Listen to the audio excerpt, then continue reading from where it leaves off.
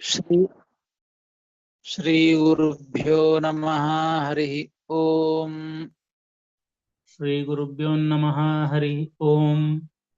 ನಾರಾಯಣಾಯ ಪರಿಪೂರ್ಣ ಗುಣಾರ್ಣವಾಯ ನಾರಾಯಣಾಯ ಪರಿಪೂರ್ಣ ಗುಣಾರ್ಣವಾಯ ವಿಶ್ವೋದಯ ಸ್ಥಿತಿಲಯೋನ್ನಿಯತಿಪ್ರದಾಯ ವಿಶ್ವೋದಯ ಸ್ಥಿತಿಲಯೋನ್ನಿಯತಿಪ್ರದಾಯ ಜ್ಞಾನಪ್ರದಾಯ ವಿಬುಧಾಸುರ ಸೌಖ್ಯ ದುಃಖ ಜ್ಞಾನಪ್ರದಾಯ ವಿಬುಧಾಸುರ ಸೌಖ್ಯ ದುಃಖ ತತ್ಕಾರಣಾಯ ವಿತತಾಯ ನಮೋ ನಮಸ್ತೆ.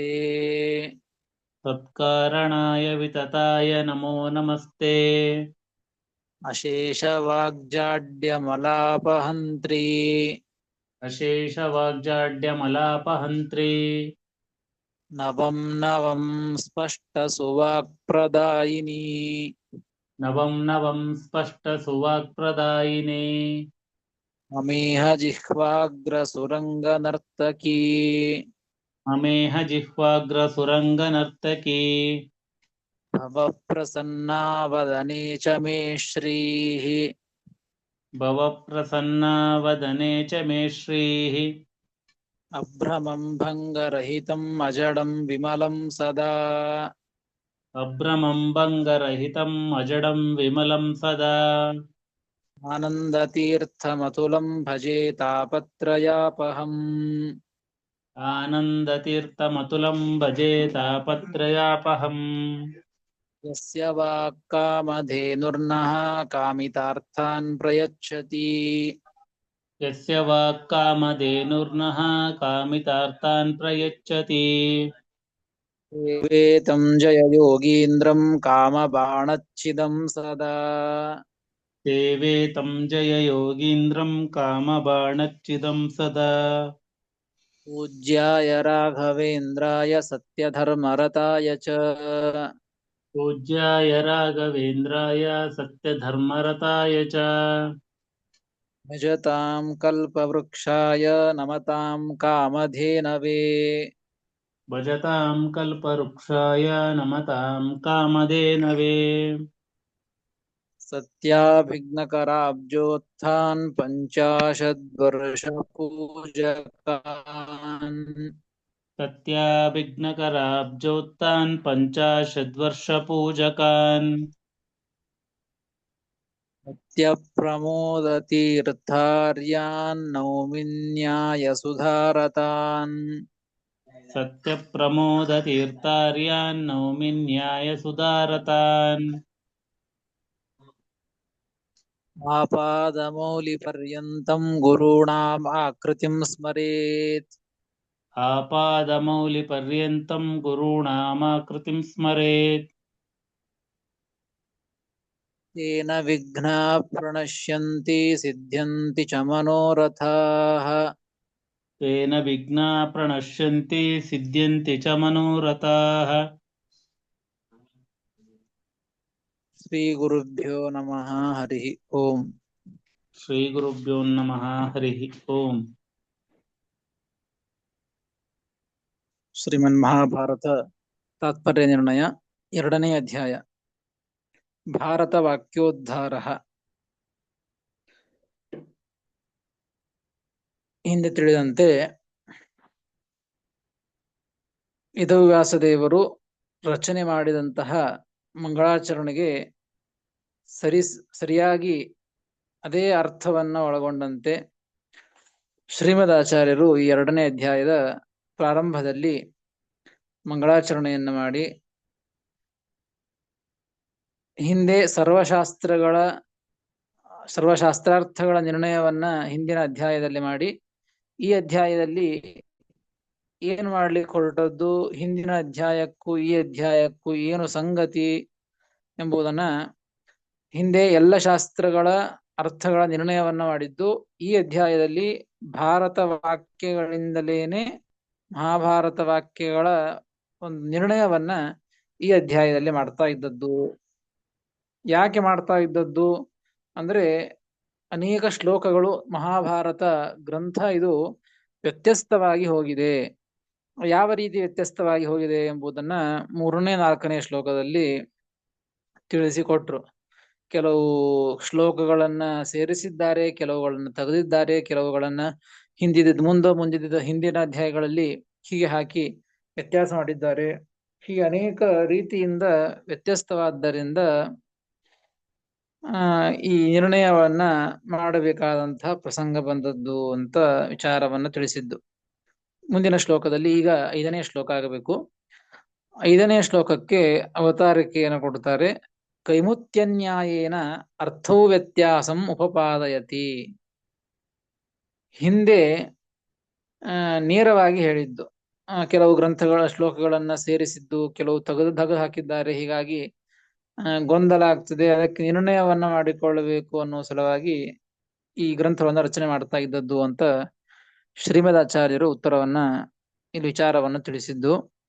ಈಗ ಕೈಮುತ್ಯನ್ಯಾಯೇನ, ಕೈಮುತ್ಯನ್ಯಾಯ ಅಂದ್ರೆ ಯಾಕೆ ನಿರ್ಣಯವನ್ನ ಮಾಡ್ಲಿಕ್ಕೆ ಹೊರಟದ್ದು, ನಿರ್ಣಯ ಮಾಡ್ಲಿಲ್ಲ ಅಂದ್ರೆ ಏನಾಗ್ತಾ ಇತ್ತು ಅಂದ್ರೆ ಕೈಮುತ್ಯನ್ಯಾಯದಿಂದ ಅರ್ಥವು ವ್ಯತ್ಯಾಸವನ್ನ ಅದನ್ನು ಉಪಪಾದನೆ ಮಾಡ್ತಾ ಇದ್ದಾರೆ ಈ 5ನೇ ಶ್ಲೋಕದಿಂದ.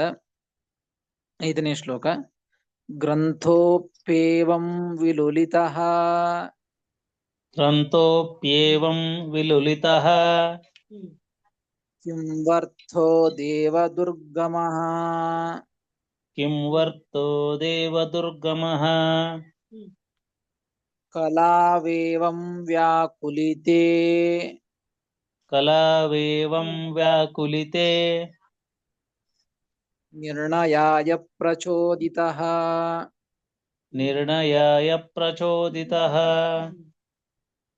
ಗ್ರಂಥೋಪ್ಯೇವಂ ವಿಲುಲಿತಃ ಕಿಂವರ್ಥೋ ದೇವದುರ್ಗಮಃ ಕಲಾವೇವಂ ವ್ಯಾಕುಲಿತೆ ನಿರ್ಣಯಾಯ ಪ್ರಚೋದಿತಃ ಎಂಬುದಾಗಿ 5ನೇ ಶ್ಲೋಕ.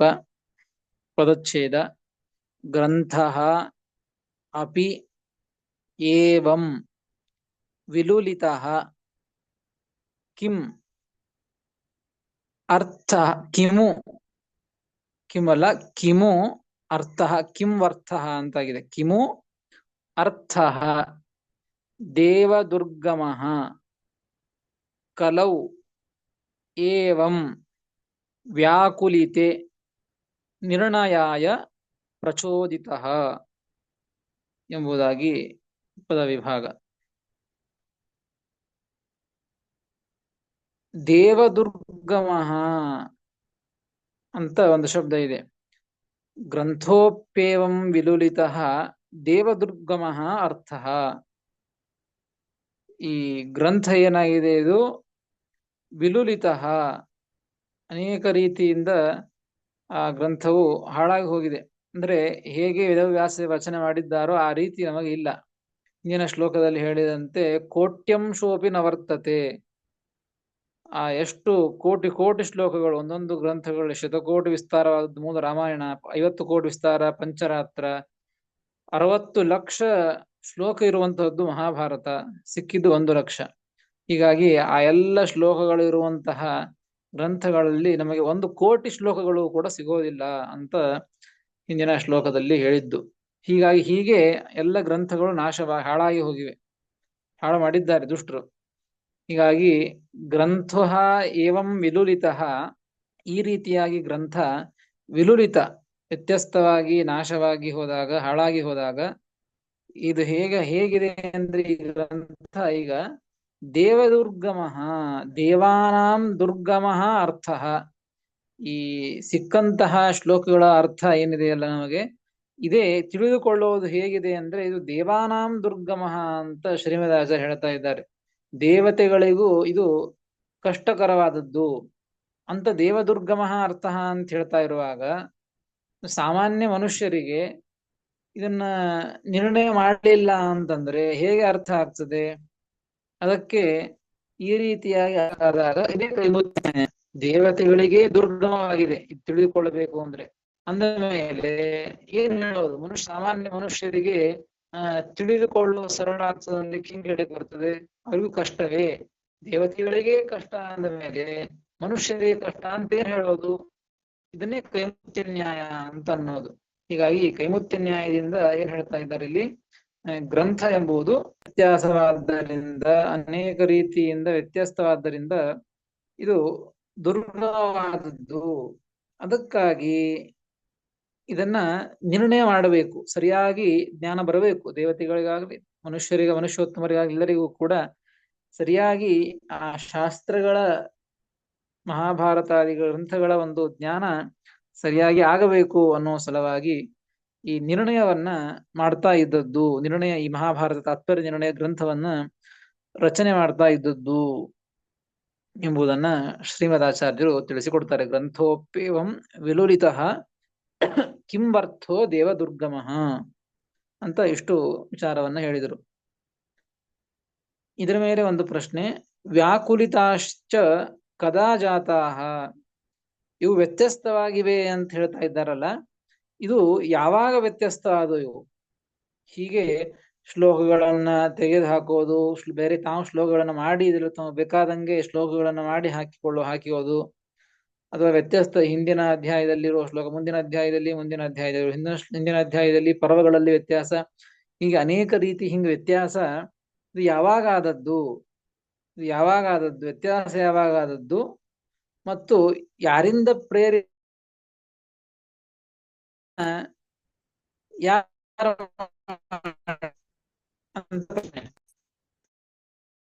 ಯಾರಿಂದ ಪ್ರೇರಿತರ, ಯಾವಾಗ ವ್ಯಸ್ತವಾಗಿ ಹೋದದ್ದು ಗ್ರಂಥಗಳು, ಮಹಾಭಾರತಾದಿ ಗ್ರಂಥಗಳು, ಅದಕ್ಕೆ ನಿರ್ಣಯವನ್ನ ಯಾರಿಂದ ಪ್ರೇರಿತರಾಗಿ ಇದನ್ನ ಯಾರು ಮಾಡ್ತಾ ಇದ್ದದ್ದು ಅಂತಂದ್ರೆ ಅದನ್ನ ಶ್ರೀಮದಾಚಾರ್ಯ ಉತ್ತರ ಕೊಡ್ತಾರೆ.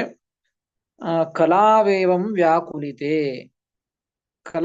ಕಲವು ಏವಂ ವ್ಯಾಕುಲಿತೆ, ಕಲಿಯುಗದಲ್ಲಿ ಈ ರೀತಿಯಾಗಿ ವ್ಯತ್ಯಸ್ತವಾದದ್ದು. ದ್ವಾಪರಯುಗದವರೆಗೆ ಸರಿಯಾಗಿದ್ದು ಎಲ್ಲ ಗ್ರಂಥಗಳು ಕೂಡ ಕಲಿಯುಗದಲ್ಲಿ ವ್ಯತ್ಯಾಸವಾಗಿದ್ದಕ್ಕೆ ಕಲಾವ್ ಏವಂ ವ್ಯಾಕುಲಿತೆ, ಕಲಿಯುಗದಲ್ಲಿ ವ್ಯತ್ಯಾಸವಾಗಿದ್ದು. ಯಾವಾಗ ವ್ಯತ್ಯಾಸ ಆಗಿದ್ದು ಅಂತ ಪ್ರಶ್ನೆ ಮಾಡಿಕೊಂಡದ್ದು, ಅದಕ್ಕೆ ಕಲಿಯುಗದಲ್ಲಿ ವ್ಯತ್ಯಾಸ ಆದದ್ದು. ಯಾರಿಂದ ಪ್ರೇರಿತರಾಗಿ, ಯಾರು ಮಾಡಿದ್ದು, ಯಾರಿಂದ ಮಾಡಲ್ಪಟ್ಟದ್ದು ಈ ನಿರ್ಣಯ ಅಂತ ಪ್ರಶ್ನೆ ಮಾಡಿಕೊಂಡು ಉತ್ತರವನ್ನ ಶ್ರೀಮದಾಚಾರ್ಯ ಹೇಳ್ತಾ ಇದ್ದಾರೆ. ನಿರ್ಣಯಾಯ ಪ್ರಚೋದಿತ, ನಿರ್ಣಯ ಮಾಡಬೇಕು ಅಂತ ಪ್ರಚೋದಿತನಾಗಿ, ಯಾರೋ ಈ ಶ್ಲೋಕ ಮಾಡ್ತಾ ಇದ್ದದ್ದು ಶ್ರೀಮದಾಚಾರ್ಯರು, ಅಂದ್ರೆ ಶ್ರೀಮದಾಚಾರ್ಯರೇ ಪ್ರಚೋದಿತರಾಗಿ ಇದನ್ನ ಮಾಡ್ತಾ ಇದ್ದದ್ದು ಅಂತ ಅವ್ರು ಹೇಳ್ತಾ ಇದ್ದಾರೆ ಶ್ರೀಮದಾಚಾರ್ಯರು. ಮತ್ತೆ ಇಲ್ಲಿ ಪ್ರಶ್ನೆ ಕೇಳಿದ್ದು ಯಾರಿಂದ ಪ್ರಚೋದಿತರಾಗಿ, ಯಾರಿಂದ ಪ್ರೇರಿತರಾಗಿ ಇದನ್ನ ಮಾಡಿದ್ದು ಅಂತ ಕೇಳಿದ್ದು. ಅದು ಈ ಶ್ಲೋಕದಲ್ಲಿ ಆ ಶಬ್ದ ಕಾಣಿಸುವುದಿಲ್ಲ. ಮುಂದಿನ ಶ್ಲೋಕದಲ್ಲಿ ಹರಿಣ ಅಂತ ಇದೆ. ಹರಿಣ ಪ್ರಚೋದಿತ ಅಂತ ಅರ್ಥ. ಹರಿಣ ಪ್ರಚೋದಿತ, ಭಗವಂತನಿಂದ, ಹರಿಯಿಂದ, ವೇದವ್ಯಾಸ ದೇವರಿಂದ ಪ್ರಚೋದಿತರಾಗಿ, ಅವರಿಂದ ಪ್ರೇರಿತರಾಗಿ, ಇದಕ್ಕೆ ಪ್ರೇರಿತರಾಗಿ ನಿರ್ಣಯಾಯ ಪ್ರಚೋದಿತ, ಇದೇ ಶ್ಲೋಕದಲ್ಲಿದೆ. ನಿರ್ಣಯಾಯ ಪ್ರಚೋದಿತ, ನಿರ್ಣಯ ಮಾಡಬೇಕು ಅನ್ನುವ ಸಲುವಾಗಿಯೇ ಅವರಿಂದ ಪ್ರೇರಿತರಾಗಿ ನಿರ್ಣಯಾನ್ ವಚ್ಮಿ, ನಿರ್ಣಯಗಳನ್ನ ಮಾಡ್ತಾ ಇದ್ದದ್ದು, ನಿರ್ಣಯಗಳನ್ನ ಹೇಳ್ತಾ ಇದ್ದದ್ದು ಎಂಬುದನ್ನ ಶ್ರೀಮದಾಚಾರ್ಯರು ಹೇಳ್ತಾ ಇದ್ದಾರೆ. ನೋಡಿ, ಇದು ಮುಂದಿನ ಶ್ಲೋಕದಲ್ಲಿ ಇದೆ. ಹರಿಣ ನಿರ್ಣಯಾನ್ ವಚ್ಮಿ, ಅದನ್ನು ಸೇರಿಸಿಕೊಳ್ಬೇಕು. ಪ್ರಚೋದಿತ ನಿರ್ಣಯಾಯ, ಹರಿಣ ನಿರ್ಣಯಾಯ ಪ್ರಚೋದಿತ ನಿರ್ಣಯಾನ್ ವಚ್ಮಿ, ಭಗವಂತನಿಂದ ಪ್ರೇರಿತನಾಗಿ, ಪ್ರಚೋದಿತನಾಗಿ ಆ ನಿರ್ಣಯಗಳನ್ನ ಹೇಳ್ತಾ ಇದ್ದದ್ದು. ಹಾಗಾದ್ರೆ ಈ ಮೂರು ಪ್ರಶ್ನೆಗಳಿಗೆ ಉತ್ತರವನ್ನು ಕೊಟ್ರು ಶ್ರೀಮದಾಚಾರ್ಯರು. ಯಾವಾಗ ವ್ಯತ್ಯಸ್ತ ಆದದ್ದು, ಕಲಿಯುಗದಲ್ಲಿ ವ್ಯತ್ಯಸ್ತ ಆದದ್ದು, ಯಾರಿಂದ ಪ್ರೇರಿತರಾಗಿ ಪ್ರಚೋದಿತರಾಗಿ ಯಾರು ಮಾಡ್ತಾ ಇದ್ದದ್ದು ಅಂತ ಕೇಳಿದ್ದು, ವೇದವ್ಯಾಸ ದೇವರಿಂದ ಪ್ರಚೋದಿತರಾಗಿ ಶ್ರೀಮದಾಚಾರ್ಯರಾದಂತ ನಾನು ಮಾಡ್ತಾ ಇದ್ದದ್ದು ಅಂತ ಶ್ರೀಮದಾಚಾರ್ಯರು ತಿಳಿಸಿಕೊಟ್ಟಿದ್ದಾರೆ ಈ ಶ್ಲೋಕದಲ್ಲಿ. ಕಲಾವೇವಂ ವ್ಯಾಕುಲಿತೆ ನಿರ್ಣಯಾಯ ಪ್ರಚೋದಿತ. ಮುಂದಿನ ಇಷ್ಟು ಹೇಳಿ ಮುಂದಿನ ಶ್ಲೋಕದಲ್ಲಿ ಉಕ್ತೌ ವ್ಯತ್ಯಾಸ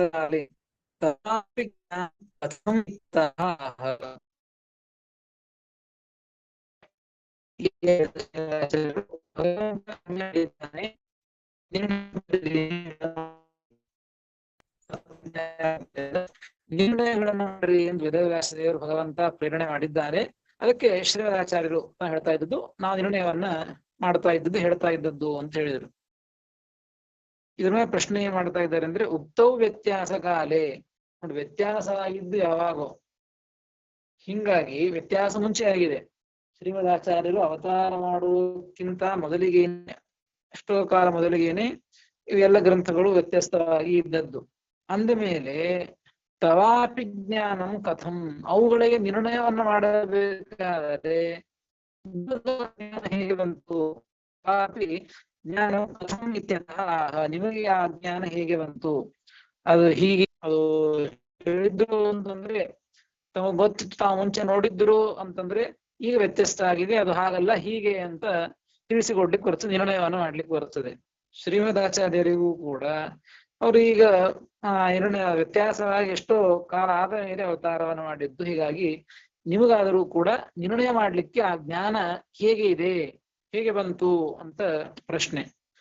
ಅದಕ್ಕೆ ಉತ್ತರವನ್ನ ಈ ಮುಂದಿನ ಶ್ಲೋಕದಲ್ಲಿ ಕೊಡ್ತಾ ಇದ್ದಾರೆ. 6ನೇ ಶ್ಲೋಕದಲ್ಲಿ ಹರಿಣಾ ನಿರ್ಣಯಾನ್ ವಚ್ಮಿ, ಹರಿಣಾ ನಿರ್ಣಯಾನ್ ವಚ್ಮಿ, ವಿಜಾನನ್ ತತ್ಪ್ರಸಾದತಃ, ವಿಜಾನಂ ತತ್ಪ್ರಸಾದತಃ, ಶಾಸ್ತ್ರಾಂತರಾಣಿ ಸಂಜಾನನ್, ಶಾಸ್ತ್ರಾಂತರಾಣಿ ಸಂಜಾನನ್, ವೇದಾಂಶ್ಚಾಸ್ಯ ಪ್ರಸಾದತಃ, ವೇದಾಂಶ್ಚಾಸ್ಯ ಪ್ರಸಾದತಃ, ಹರಿಣಾ ನಿರ್ಣಯಾನ್ ವಚ್ಮಿ, ವಿಜಾನಂಸ್ತತ್ಪ್ರಸಾದತಃ, ಶಾಸ್ತ್ರಾಂತರಾಣಿ ಸಂಜಾನನ್, ವೇದಾಂಶ್ಚಾಸ್ಯ ಪ್ರಸಾದತಃ ಎಂಬುದಾಗಿ 6ನೇ ಶ್ಲೋಕ.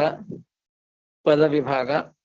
ಹರಿಣಾ ನಿರ್ಣಯಾನ್ ವಚ್ಮಿ ವಿಜಾನನ್ ತತ್ಪ್ರಸಾದತಃ, ವಿಜಾನಂ ಅಂತಿದೆ, ವಿಜಾನನ್, ವಿಜಾನ ಸಂಧಿಯಾಗಿದೆ ಇಲ್ಲಿ, ವಿಜಾನನ್ ತತ್ಪ್ರಸಾದತಃ, ಶಾಸ್ತ್ರಾಂತರಾಣಿ ಸಂಜಾನನ್, ವೇದಾನ್ ಚ ಅಸ್ಯ ಪ್ರಸಾದತಃ ಎಂಬುದಾಗಿ ಪದ ವಿಭಾಗ. ಮೊದಲನೇ ಪಾದ ಹಿಂದಿನ ಶ್ಲೋಕದಲ್ಲಿ ಸೇರಿಕೊಂಡದ್ದು, ಅದಕ್ಕೆ ಅರ್ಥ ಅಲ್ಲಿ ಬರುತ್ತದೆ. ಹರಿಣಾ ನಿರ್ಣಯಾಯ ಪ್ರಚೋದಿತಃ ನಿರ್ಣಯಾನ್ ವಚ್ಮಿ, ಮೊದಲನೇ ಪಾದ. ಹರಿಣಾ ನಿರ್ಣಯಾನ್ ವಚ್ಮಿ ಹಿಂದಿನ ಶ್ಲೋಕದಲ್ಲಿ ಅರ್ಥ ಹೇಳಬೇಕಾದ್ರೆ ಅದನ್ನು ಸೇರಿಸಿಕೊಂಡು ಅರ್ಥ ಹೇಳಿ ಆಗಿದೆ.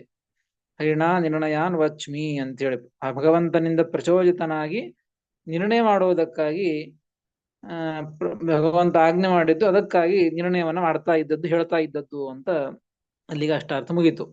ಇನ್ನು ಮುಂದಿನದು ಇನ್ನು 3 ಪಾದ ಅರ್ಥವನ್ನ ತಿಳಿದುಕೊಳ್ಳಬೇಕು. ಪ್ರಶ್ನೆ ಕೇಳಿದ್ದೇನು? ವ್ಯತ್ಯಾಸ ಆದ ಕಾಲದಲ್ಲಿ ಶ್ರೀಮದಾಚಾರ್ಯ ಇರಲಿಲ್ಲ, ಶ್ರೀಮದಾಚಾರ್ಯ ಅವತಾರ ಮಾಡಿದ್ದೀಗ. ಹೀಗಾಗಿ ಆ ನಿಮಗೆ ಹೇಗೆ ಅದರ ಜ್ಞಾನ ಇದೆ, ನಿರ್ಣಯವನ್ನ ಮಾಡಬೇಕಾದ್ರೆ ಅದರ ಜ್ಞಾನ ನಿಮಗೆ ಹೇಗಿದೆ ಅಂತ ಕೇಳಿದ್ದು. ಅದಕ್ಕೆ ಶ್ರೀಮದಾಚಾರ್ಯ ಉತ್ತರವನ್ನು ಕೊಟ್ಟದ್ದು ವಿಜಾನನ್ ತತ್ಪ್ರಸಾದತಃ, ವಿಜಾನನ್ ತಸ್ಯ ಪ್ರಸಾದತಃ ಅಂತ ಅರ್ಥ. ತಸ್ಯ ಪ್ರಸಾದತಃ ಅಂದ್ರೆ ಹರೇಹೇ ಪ್ರಸಾದತಃ, ಭಗವಂತನ ಅನುಗ್ರಹದಿಂದ, ವಿಜಾನನ್ ನಿರ್ಣಯಾನ್ ಇತ್ಯನುಷಂಗ, ನಿರ್ಣಯಾನ್ ಅಂತ ಮತ್ತೊಂದ್ಸ ಇಟ್ಕೊಳ್ಬೇಕಲ್ಲ. ಅನುಷಂಗ ಅಂದ್ರೆ ಅಧ್ಯಾಹಾರ ಅಂದ್ರೆ ಬೇರೆ, ಅನುಷಂಗ ಅಂದ್ರೆ ಬೇರೆ. ಅಧ್ಯಾಹಾರ ಅಂದ್ರೆ ಹಿಂದೆ ಎಲ್ಲೋ ಹಿಂದೆ ಹೇಳಿದ್ದನ್ನ ಇಲ್ಲಿ ಅದನ್ನ ಸೇರಿಸಿಕೊಳ್ಳುವುದು. ಅನುಷಂಗ ಅಂದ್ರೆ ಇದೇ ಶ್ಲೋಕದಲ್ಲಿ ಇದೆ, ಒಂದು ಬಾರಿ ಹಿಂದಿನ ಶ್ಲೋಕದ ಅನ್ವಯ ಮಾಡಿಕೊಂಡದ್ದು, ಈಗ ಮತ್ತೊಂದು ಬಾರಿ ಅನುಷಂಗ ಅಂದ್ರೆ ಮತ್ತೊಂದು ಬಾರಿ ಅನ್ವಯ ಮಾಡಿಕೊಳ್ಳಬೇಕು. ತತ್ ಪ್ರಸಾದತಃ ನಿರ್ಣಯಾನ್ ವಿಜಾನನ್, ಆ ಭಗವಂತನ ಪ್ರಸಾದದಿಂದ, ಅನುಗ್ರಹದಿಂದ ನಿರ್ಣಯಗಳನ್ನ ತಿಳಿದವರಾಗಿ ನಿರ್ಣಯಾನ್ ವಚ್ಮಿ, ಈ ನಿರ್ಣಯಗಳನ್ನ ಮಾಡ್ತಾ ಇದ್ದದ್ದು. ನಿಮ್ಗೆ ಹೆಂಗ್ ಗೊತ್ತು ಅಂತ ಕೇಳ್ತಾ ಇದ್ದದ್ದು. ನೀವು ನಿರ್ಣಯವನ್ನು ಮಾಡಬೇಕಾದರೆ ಯಾವ್ದು ಹೋಗಿದೆಯೋ ಅಥವಾ ಯಾವ್ದು ಎಕ್ಸ್ಟ್ರಾ ಇದೆಯೋ ಅಂತ ಗೊತ್ತಿದೆಯೋ ಅದೆಲ್ಲ ಗೊತ್ತಿದ್ರೆ ಇದು ತಪ್ಪು ಇದು ಸರಿ ಅಂತ ಹಿಂಗ ಅರ್ಥ ಅಂತ ಹೇಳಬಹುದು. ನೀವು ಹೇಗೆ ಹೇಳ್ತೀರಿ ಅಂತ ಕೇಳಿದ್ದು. ಅದಕ್ಕೆ ಭಗವಂತನ ಪ್ರಸಾದದಿಂದಲೇನೆ, ಭಗವಂತನ ಅನುಗ್ರಹದಿಂದಲೇನೆ ಆ ಎಲ್ಲ ನಿರ್ಣಯಗಳನ್ನ ಮಾಡ್ತಾ ಇದ್ದಾರೋ ಎಲ್ಲ ನಿರ್ಣಯಗಳನ್ನ ಭಗವಂತನ ಅನುಗ್ರಹದಿಂದಲೇನೆ ತಿಳಿದದ್ದು. ಹೀಗಾಗಿ ತಿಳಿದೇನೆ ಆ ನಿರ್ಣಯಗಳನ್ನು ಹೇಳ್ತಾ ಇದ್ದದ್ದು ಸುಮ್ಮನೆ ಹೇಳ್ತಾ ಇದ್ದದ್ದಲ್ಲ ಅಂತ ಶ್ರೀಮದಾಚಾರ್ಯ ಹೇಳ್ತಾ ಇದ್ದಾರೆ. ನ ಕೇವಲಂ ನಿರ್ಣಯ ಮಾತ್ರಂ ಜಾನಾಮಿ ಅಪಿತು, ನೋಡ್ರಿ ಇಷ್ಟೇ ಅಲ್ಲ, ಕೇವಲ ನೇರವಾಗಿ ಭಗವಂತನಿಂದ ನಿರ್ಣಯವನ್ನ ಮಾತ್ರ ತಿಳಿದದ್ದು, ಇದನ್ ಹಿಂಗ ಅಷ್ಟೇ ತಿಳಿದುಕೊಂಡು ಅದನ್ನ ಬರೆದು ಬಿಟ್ಟಿದ್ದಾರೆ, ಹೇಳಿಬಿಟ್ಟಿದ್ದೇನೆ ಅಂತ ತಿಳಿದುಕೊಳ್ಳಬೇಡಿ. ನಿರ್ಣಯಗಳನ್ನು ತಿಳಿದುಕೊಂಡಿದ್ದೇನೆ ಅಷ್ಟೇ ಅಲ್ಲ, ನಿರ್ಣಯ ಮಾತ್ರಂ ನ, ನಿರ್ಣಯಗಳನ್ನು ಅಷ್ಟೇ ಅಲ್ಲ, ಉತ್ಸನ್ನ ಗ್ರಂಥಾನಪೀತ್ಯಾಹ, ಇನ್ನು ಬೇರೆ ಗ್ರಂಥಗಳು, ಇನ್ನು ಯಾವ ಉಳಿದ ಗ್ರಂಥಗಳಿವೆಯೋ ಹೇಳದೇ ಇದ್ದದ್ದು ಯಾವುದು, ಈಗ ನಮಗೆ ಯಾವುದು ಶ್ಲೋಕಗಳು ಉಪಲಬ್ಧವಿಲ್ಲವೋ, ಇಲ್ಲಿ ಯಾವುದು ಹೇಳಿಲ್ಲವೋ ಅದೆಲ್ಲ ಗ್ರಂಥಗಳನ್ನು ಕೂಡ, ಆ ಎಲ್ಲ ಶ್ಲೋಕಗಳನ್ನು ಕೂಡ, ಇನ್ನು ಬೇರೆ ಶಾಸ್ತ್ರಗಳನ್ನು ಕೂಡ ತಿಳಿದುಕೊಂಡಿದ್ದೇನೆ ಅಂತ ಹೇಳ್ತಾ ಇದ್ದಾರೆ ಶ್ರೀಮದಾಚಾರ್ಯರು. ಮುಂದಿನ ಪಾದ ಶಾಸ್ತ್ರಾಂತರಾಣಿ ಸಂಜಾನನ್, ಬರೀ ಇದಷ್ಟೇ ಅಲ್ಲ, ನಿರ್ಣಯಗಳನ್ನ ಅಷ್ಟೇ ತಿಳಿದುಕೊಂಡಿಲ್ಲ, ಶಾಸ್ತ್ರಾಂತರಾಣಿ ಸಂಜಾನನ್, ಇನ್ನು ಬೇರೆ ಶಾಸ್ತ್ರಗಳು, ಇನ್ನು ಬೇಕಾದ ಶಾಸ್ತ್ರಗಳಿವೆ, ಅಥವಾ ಶಾಸ್ತ್ರಾಂತರಾಣಿ ಅಂದ್ರೆ ಬೇರೆ ಉಳಿದಂತಹ ಇದೇ ಮಹಾಭಾರತದ ಶಾಸ್ತ್ರನೇ, ಮಹಾಭಾರತ ಶ್ಲೋಕಗಳೇನಿವೆ ಎಲ್ಲ ಉಳಿದಿದ ಶ್ಲೋಕಗಳು, ಅವುಗಳನ್ನು ಕೂಡ ಸಂಜಾನನ್ ತಿಳಿದುಕೊಂಡವನಾಗಿ. ಅದು ಅಷ್ಟೇ ಅಲ್ಲ, ಮುಂದಿನ ಪಾದ ವೇದಾಂಶ್ಚ, ಇಡೀ ಸಮಗ್ರ ವೇದಗಳನ್ನ, ಅನಂತ ವೇದಗಳನ್ನ, ಅವುಗಳನ್ನು ತಿಳಿದುಕೊಂಡು ನಿರ್ಣಯ ಮಾಡ್ತಾ ಇದ್ದದ್ದು. ಬರೀ ನಿರ್ಣಯವನ್ನು ಮಾತ್ರ ಭಗವಂತನ ಅನುಗ್ರಹದಿಂದ ತಿಳಿದುಕೊಂಡು ಹೇಗೆ ಹೇಳಿದ್ದಾರೋ ಹಾಗೆ ಬರೆದು ಬಿಡೋದು, ಹೇಳಿಬಿಡೋದು ಅಂತಲ್ಲ. ಎಲ್ಲಾ ಶಾಸ್ತ್ರ, ಭಗವಂತನಿಂದ ಪ್ರಸಾದದಿಂದ ನಿರ್ಣಯಗಳನ್ನೂ ತಿಳಿದುಕೊಂಡಿದ್ದೇನೆ, ಮತ್ತು ಎಲ್ಲ ಶಾಸ್ತ್ರಗಳನ್ನೂ ತಿಳಿದುಕೊಂಡಿದ್ದೇನೆ, ಎಲ್ಲ ವೇದಗಳನ್ನು ಕೂಡ ತಿಳಿದುಕೊಂಡಿದ್ದೇನೆ. ತಿಳಿದುಕೊಂಡು ನಿರ್ಣಯಾನ್ ವಚ್ಮಿ, ನಿರ್ಣಯಗಳನ್ನು ಹೇಳ್ತಾ ಇದ್ದೇನೆ ಅಂತ ಶ್ರೀಮದಾಚಾರ್ಯ ಹೇಳ್ತಾ ಇದ್ದಾರೆ. ಏನಿದು ಎಲ್ಲವನ್ನ ತಿಳಿದುಕೊಂಡಿದ್ದೇನೆ, ಅದು ಎಲ್ಲ ನಿರ್ಣಯಗಳನ್ನು ತಿಳಿದುಕೊಂಡಿದ್ದೇನೆ, ಎಲ್ಲ ಶಾಸ್ತ್ರಗಳು ತಿಳಿದುಕೊಂಡಿದ್ದೇನೆ, ವೇದಗಳು ತಿಳಿದುಕೊಂಡಿದ್ದೇನೆ ಅಂತ ಈ ರೀತಿಯಾಗಿ ಹೇಳ್ತಾರೆ ಅಂದ್ರೆ ಇದು ಅಹಂಕಾರದಿಂದ ಹೇಳ್ತಾ ಇದ್ದಾರೆ ಅಂತ ಸರ್ವಥಾ ತಿಳಿದುಕೊಳ್ಳಬಾರದು. ಹೇಳ್ತಾ ಇದ್ದೇನೆ ಅಂದ್ರೆ ತಿಳಿದುಕೊಂಡಿದ್ದೇನೆ ಅಂತ ಹೇಳೋದಂದ್ರೆ ಅದು ಅಹಂಕಾರದಿಂದ ಮಾತು ಅಂತ ಬೇರೆಯವ್ರ ಮಾತು ಅನಿಸ್ಬಹುದು. ಆದರೆ ಶ್ರೀಮದಾಚಾರ್ಯರು ಮಾತ್ರ ಬರೀ ಅಷ್ಟೇ ಹೇಳಿಲ್ಲ, ನಾ ತಿಳಿದುಕೊಂಡಿದ್ದೇನೆ ಅದನ್ನು ಹೇಳ್ತಾ ಇದ್ದೇನೆ ಅಂತ ಆ ಶಬ್ದ ಆಡಿಲ್ಲ. ಭಗವಂತನ ನೋಡಿ, ಎರಡು ಹೇಳಿದ್ದು, ನಿರ್ಣಯಗಳನ್ನೂ ತಿಳಿದುಕೊಂಡದ್ದು ಹೇಗೆ, ತತ್ಪ್ರಸಾದತಃ, ಭಗವಂತನ ಪ್ರಸಾದ, ಭಗವಂತನ ಅನುಗ್ರಹದಿಂದಲೇ ತಿಳಿದುಕೊಂಡಿದ್ದೇನೆ, ನನ್ನ ಸಾಮರ್ಥ್ಯದಿಂದ ತಿಳಿದುಕೊಂಡಿದ್ದೇನೆ ಅಂತ ಶ್ರೀಮದಾಚಾರ್ಯ ಹೇಳ್ತಾ ಇಲ್ಲ. ಹಿಂಗಾಗಿ ಭಗವಂತನ ಪ್ರಸಾದ ಅನುಗ್ರಹ ತಿಳಿದುಕೊಂಡಿದ್ದೇನೆ ಅಂತ ಶಬ್ದ ಆಡ್ತಾ ಇದ್ದದರಿಂದಾಗಿ ಇದು ಶ್ರೀಮದಾಚಾರ್ಯರಿಗೆ ಅಹಂಕಾರ ಇದೆ ಅಂತ ತೋರಂಗಿಲ್ಲ, ಅಹಂಕಾರ ಇಲ್ಲ ಅಂತ ಸ್ಪಷ್ಟವಾಗಿ ತಿಳಿದು ಬರುತ್ತದೆ. ಇನ್ನು ಅದೇ ರೀತಿಯಾಗಿ ಕೊನೆ ಪಾದದಲ್ಲಿಯೂ ಕೂಡ ಶಾಸ್ತ್ರಾಂತರಾಣಿ ಸಂಜಾನನ್ ವೇದಾಂಶ್ಚ ಅಸ್ಯ ಪ್ರಸಾದತಃ, ಭಗವಂತನ ಪ್ರಸಾದದಿಂದ ಬೇರೆ ಶಾಸ್ತ್ರಗಳನ್ನು ಭಗವಂತನ ಪ್ರಸಾದ ಅನುಗ್ರಹದಿಂದಲೇ ತಿಳಿದುಕೊಂಡಿದ್ದೇನೆ, ಎಲ್ಲ ವೇದಗಳನ್ನು ಕೂಡ ಭಗವಂತನ ಅನುಗ್ರಹದಿಂದಲೇ ತಿಳಿದುಕೊಂಡಿದ್ದೇನೆ. ನೋಡಿ, ಇಲ್ಲಿಗೆ ಅಹಂಕಾರ ಇಲ್ಲ ಅಂತ ಅದನ್ನ ಸಾಬೀತುಪಡಿಸ್ತಿಲ್ಲ. ಬರೀ ತಿಳಿದುಕೊಳ್ಳೋದು ಅಷ್ಟೇ ಭಗವಂತನ ಅನುಗ್ರಹದಿಂದ, ಮುಂದೆ ಇದನ್ನ ಮಾಡೋದು ನನ್ನ ಶಕ್ತಿಯಿಂದ ಅಂತ ಅದನ್ನು ಹೇಳಿಲ್ಲ ಶ್ರೀಮದಾಚಾರ್ಯರು. ಅವ್ರು ಭಗವಂತ ಉಪದೇಶ ಮಾಡಿದ್ದಾನೆ, ತಿಳ್ಕೊಂಡಿದ್ದೇನೆ ಭಗವಂತ ಅನುಗ್ರಹದಿಂದ, ಆದರೆ ಅದನ್ನ ಬರಿಬೇಕಲ್ಲ, ಗ್ರಂಥ ಮಾಡಬೇಕಲ್ಲ, ಅದು ನನ್ನ ಶಕ್ತಿಯಿಂದ ಮಾಡಿದ್ದೇನೆ ಅಂತ ಆಗೂ ಹೇಳಿಲ್ಲ ಶ್ರೀಮದಾಚಾರ್ಯರು. ಪ್ರಚೋದಿತ ಹರಿಣಾ ಪ್ರಚೋದಿತ, ಭಗವಂತನೇ ನನಗೆ ಜ್ಞಾನವನ್ನು ಕೊಟ್ಟದ್ದು, ಭಗವಂತನೇ ಒಳಗೆ ನಿಂತು ಪ್ರಚೋದನೆ ಮಾಡಿದ್ದು, ಹೊರಗಿನಿಂದಲೂ ಪ್ರಚೋದನೆ ಮಾಡಿದ್ದು, ಒಳಗಿನಿಂದಲೂ ಕೂಡ ಭಗವಂತನೇ ಪ್ರಚೋದನೆ ಮಾಡಿ ನನ್ನ ಕಡೆಯಿಂದ ಈ ನಿರ್ಣಯಗಳನ್ನ ಹೇಳಿಸ್ತಾ ಇದ್ದದ್ದು, ನಿರ್ಣಯಗಳನ್ನ ಬರೆಸ್ತಾ ಇದ್ದದ್ದು. ನಿರ್ಣಯಾನ್ ವಚ್ಮಿ, ಆ ಭಗವಂತನ ಪ್ರಚೋದನೆಯಿಂದ, ಭಗವಂತನ ಅನುಗ್ರಹದಿಂದ ಈ ನಿರ್ಣಯವನ್ನ ಮಾಡ್ತಾ ಇದ್ದೇನೆ ಎಂಬುದಾಗಿ ಶ್ರೀಮದಾಚಾರ್ಯರು ಈ ರೀತಿಯಾಗಿ ಈ ಮಹಾಭಾರತದ ತಾತ್ಪರ್ಯ ನಿರ್ಣಯವನ್ನ ಮಾಡಲಿಕ್ಕೆ ಕಾರಣ ಏನು, ಇದಕ್ಕೆ ಈ ನಿರ್ಣಯ ಗ್ರಂಥವನ್ನ ಮಾಡಬೇಕಾಗಿತ್ತು ಎಂಬುದನ್ನ ಶ್ರೀಮದಾಚಾರ್ಯರು ತಾವು ಅದಕ್ಕೆ ಪೂರಕವಾಗಿ ಉತ್ತರವನ್ನ ಈ 2-3 ಶ್ಲೋಕಗಳಲ್ಲಿ ಅದನ್ನ ತಿಳಿಸಿದ್ದಾರೆ. ಇದೇ ರೀತಿಯಾಗಿ ಮತ್ತೆ ಮುಂದೆಯೂ ಕೂಡ ಯಾವ ಕಾರಣಕ್ಕಾಗಿ ಈ ಒಂದು ಮಹಾಭಾರತ ತಾತ್ಪರ್ಯ ನಿರ್ಣಯ ಗ್ರಂಥಗಳನ್ನ ಎಲ್ಲ ಶಾಸ್ತ್ರಾರ್ಥ ನಿರ್ಣಯ ಇದು.